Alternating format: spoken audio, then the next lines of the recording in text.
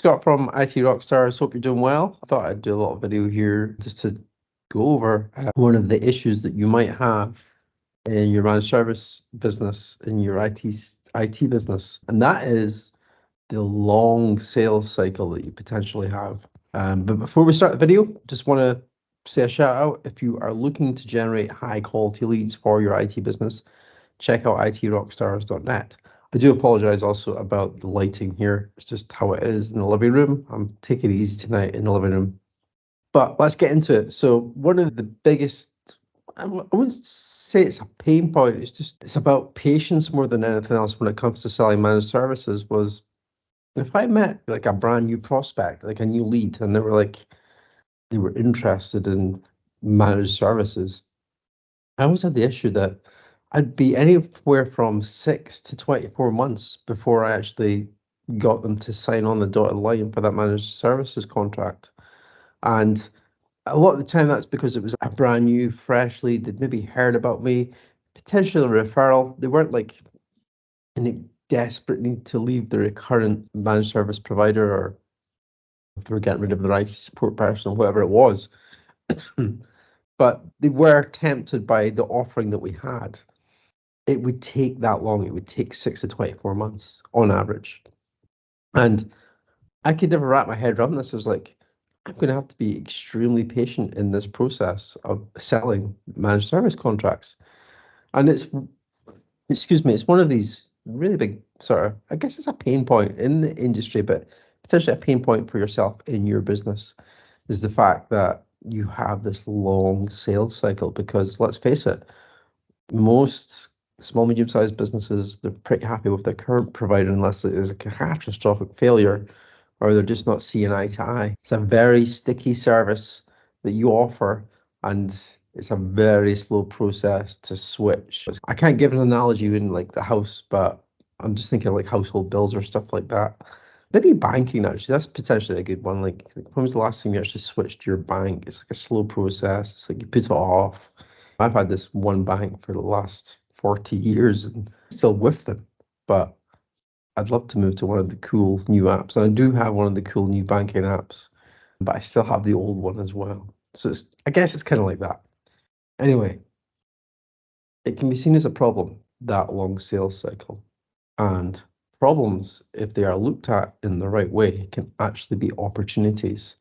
So the question I've got for you here today is, how potentially could you make that long sales cycle with a potential new client actually an opportunity? How could you work that to your advantage so that you're more than likely to win the business? That's the question, and that's what I want to share with you today. And I'm going to attempt to, I'm recording this in Microsoft Teams. I'm going to use Microsoft Whiteboard in this video. So let me bring it up here. And we have got, I've never used this app, by the way, so you will have to forgive me. Let's just put in here a sticky note. Just drag it. There we go. So we've got this situation. This is the situation for most managed service providers, unless like it's a catastrophic failure or there's like some potentially legal implication where they're immediately going to switch to a new IT supplier. This is the reality you have that you're seeing here. They're in position A, you need to get them to position B, but there's this sort of 12-month thing. And that is a problem for us because, yeah, we have to wait. We can't just immediately get the business. We have to build the relationship. We have to continue to follow up. We have to show value. We have to go back and forth on price. We have to go back and forth on technology, on solution, on other people's opinion within the business. There's a whole array of things. It's like a game of chess, 12-month game of chess. How can we take that to advantage? I'm going to show you. It's actually really easy, okay? You can be educating your potential clients that you're speaking to right now about the services that you offer and the value that you offer in the marketplace.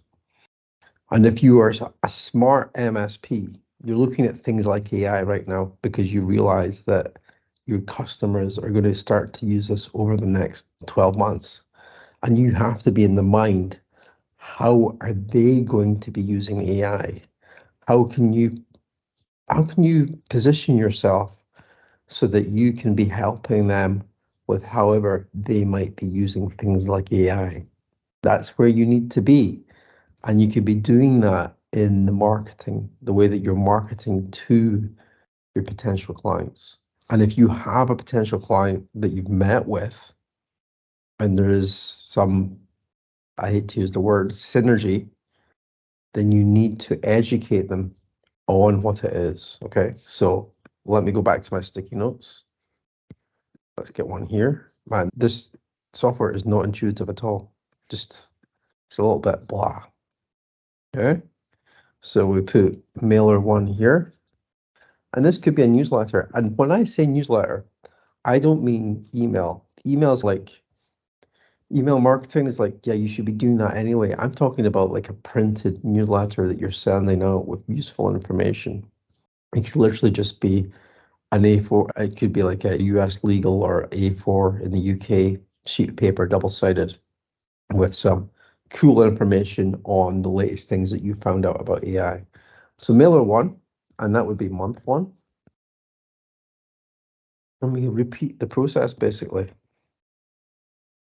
And we might have some other things in here as well. So we might have, okay, we've known them for a couple of months now. We've set up a couple of things in the mail. Why don't we invite them to our webinar or our lunch and learn? Yeah, that makes sense to me. And that's if you have an in-person lunch and learn about a particular topic, that's really where you start to really build the relationship. It's over that conversation that you're having. You're going to be at the front of the room potentially. You're going to be maybe introducing another speaker, but you're probably going to have a slot yourself if it's a lunch and learn that you're organizing.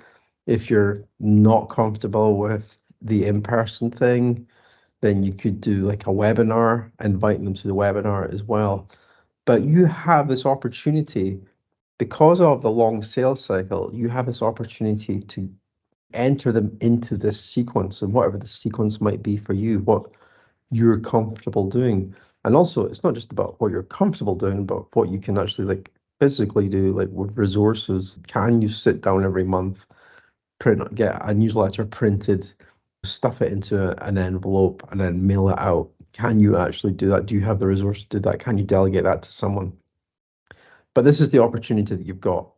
And however, whatever steps that you might put in here, you need to be like concise with them. And what I mean by that is, or consistent, sorry. And it's actually doing them. It's not just like willy-nilly, like once every 6 months you're doing a lunch and learn and you're just like scratching around trying to find people that you're going to invite to it. It's no, I'm going to go to the prospects list that's sit inside my CRM that I'm speaking to right now. They're the people that are going to get invited to this. All the quotes that I've sent out in the past, the appointment no sales, the ghosted quotes that you've sent and they've ghosted you, they should be in the sequence still. Okay, so that's the lesson here for today. Take that long sales cycle that you guys and girls have in managed services world, MSP world, in your cybersecurity world, whatever world it might be, and take advantage of it. Put in a process that you can, where you're actually planning out taking your prospect through it. That's it, folks. I hope you enjoyed it, and I'll see you in the next one. Bye.